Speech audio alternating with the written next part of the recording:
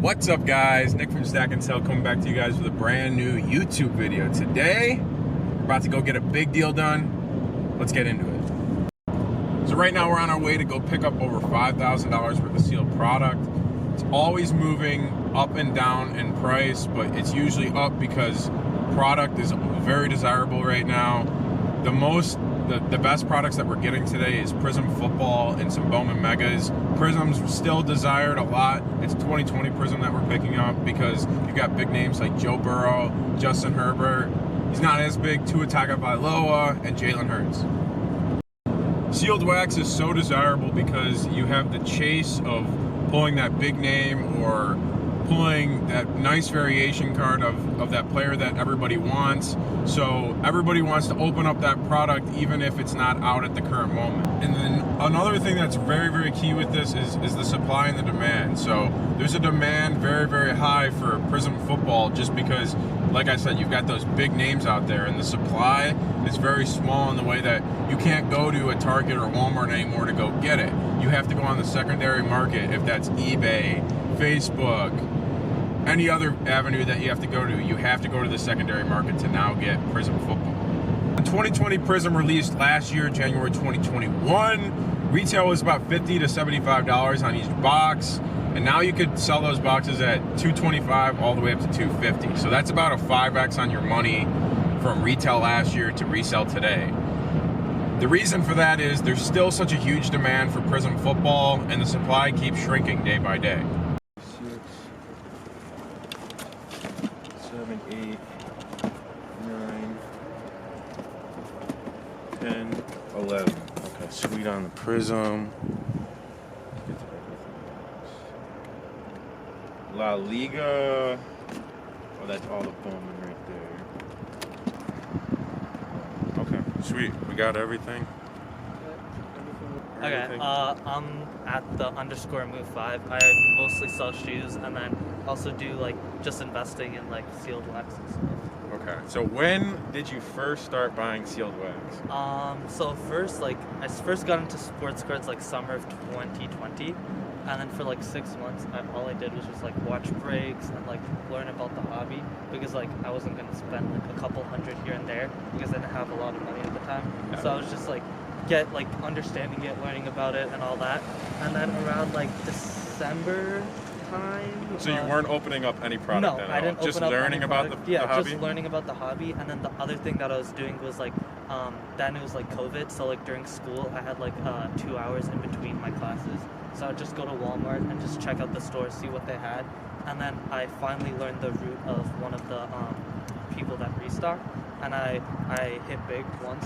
So from there, I sold it on Marketplace, but I made a connection with a card breaker locally, and then from there I just kept on buying and flipping to him and made profits from there. And then from that profit I'd move it into like sealed wax to invest in, so like NFL Prizm or like Bowman or like La Liga and like a bunch of other stuff. All this stuff's usually really solid, like investing wise, like always goes up. You never have a problem like when Prizm comes out. I know it got pushed back again, but like when Prizm comes out again, you're going to see exponential rises in this stuff again, year over year. Always Prizm does well. Yep, Prizm does well. It's just like at the end of the day, what are you comfortable at buying at something at, and then are you willing to lose that? Because like at the end of the day, I could have lost like all of my money if like Prizm got reprinted or something like that. But it's just like determining your comfort levels, and I like slowly worked into it. Okay. Yeah. Let's see. Yo, I got a quick question for you too. Yep. I used to be really into the sneaker game too. How do you compare like shoes as an investment compared to like sports cars and wax? So shoes, one, they're like a higher buy-in per pair. Yeah. So like you're normally looking at $200 to $300 per pair. For sealed wax, it can range like anywhere from $30 to like you can buy hobby boxes, which is a couple thousand. So it's like sealed wax is a little bit more, it's nicer because anyone can get into it depending on what you're buying. But shoes, it's a higher buy-in, and like the wait's longer because you wait normally like 6 months. Depending on when you buy sealed wax, you just have to wait till the season starts or something happens in that sport. Plus with like the raffles and stuff, it's like way harder to get like a nice pair of sneakers compared to the wax. So have you held on to this? Like, did you buy this all at retail? No. Like, okay. Most stuff that I buy is secondary market because, like, one, retail, like, I can get it, but, like, I don't have time to, like, go to stores. and two, like botting and stuff, it's profitable, but there's a lot of like expenses towards that, and also time of being able to like wake up for drops and stuff. And since I'm in school, I really can't get to that. So do you do any of the botting when it comes to shoes, or you don't do botting at all? I do botting for shoes. I did botting for cards in the summer, but like that was only when I could do it like here and there because I was doing it for summer. So those that like hate on the botting community, you got to understand it takes a lot of time up as well. Yeah, botting, like you're normally gonna put in like $500 to $1,000 as your initial investment, depending on what you're like buying bot-wise and proxies and all that, and you have to have target accounts too. So it's pretty expensive, and there's no guarantee of you like getting product or anything. Bro. It's a tough process, but there's like once you learn it, just like once you learn how to flip like individual cards or like learn different markets or collect what you like, it's easier. So Yeah. over time, it's just like there's that learning curve. Do you invest in just sports sealed card wax, or do you do any sort of other kind of wax? I do like this Metazoo. I invested in Metazoo, like the Cryptid Nation, like the first edition stuff. I've done Yu-Gi-Oh, Pokemon. It's like anything that I can learn the market and understand it, and then from there, what do I think is like undervalued, or what do I think is like a set that in a couple years will be like worth a decent amount. Yeah. So you don't invest in anything that like you don't have any idea how the market's going. If someone's I've done that before. Like, I've done that before and just like messed up and lost money.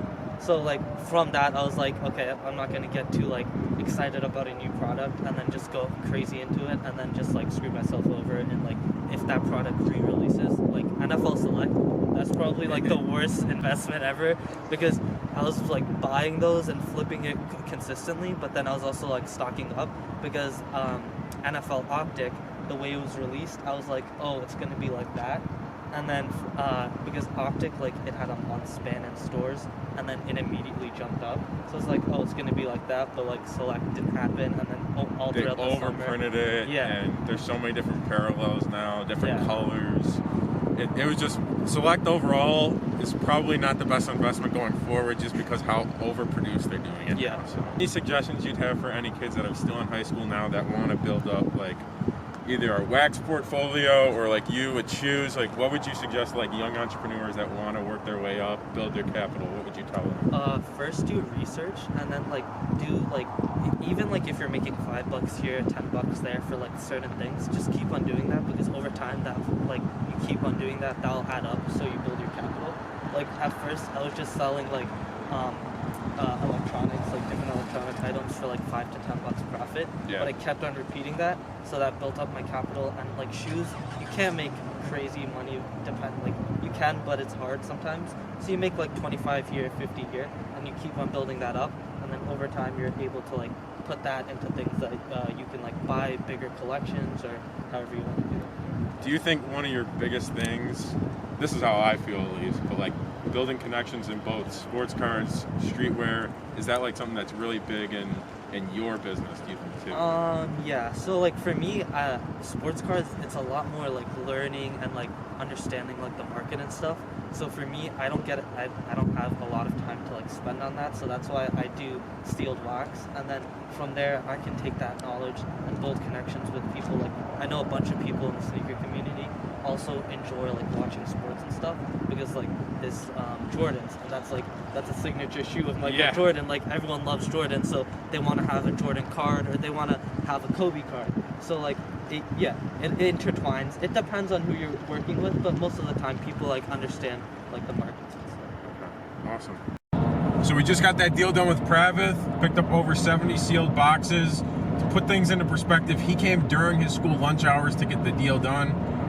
I really respect the way that he moves and the way that he's doing high school at a very, very high level, and that he's in so many different resale markets. So as you guys could probably tell, the deal did not go the exact way that I was hoping it would. There was a little bit of a communication problem between the person that was buying the product off me and what he was going to be receiving. He interpreted the text that I sent him in a different way and thought that he would be getting Bowman Chrome compared to regular Bowman Megas, which he would be getting. So we were off on price by a couple $100, which was going to be my profit.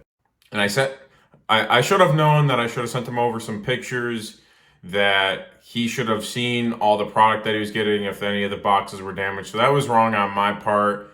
Something I'm going to learn from in future deals that I do with this much wax. I didn't end up losing any money on this deal. I broke about even on it with gas and going up there. All I lost was my time.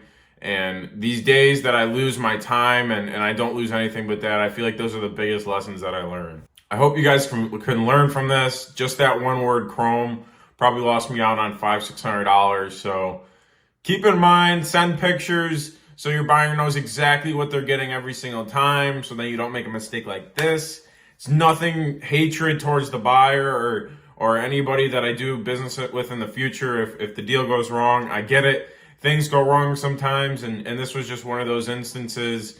And all you could really ask for is that you just learn from this and you get better every single time. So I hope you guys enjoyed this video. If you guys enjoyed it, please leave a like, subscribe. Let me know if you guys want to see more like sports car content like this, sealed wax wise, buying huge wax lots. Let me know. I'll see you guys in the next video.